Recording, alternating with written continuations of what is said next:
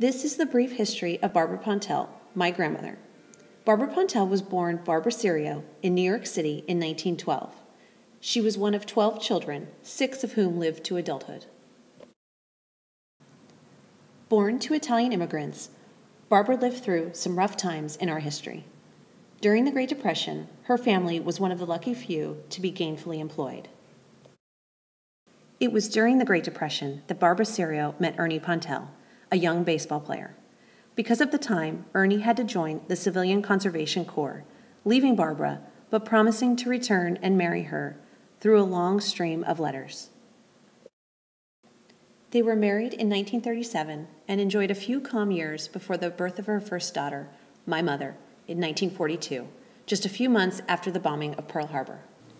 My mother was born at home at night during a World War II air raid drill.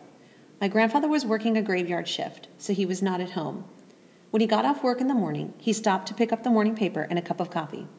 While reading the paper, he saw that a baby girl had been born during the drill, and to his surprise, it was at his address. He rushed home to meet his new daughter. My grandmother went on to have 3 kids total, 8 grandkids, and 10 great-grandkids.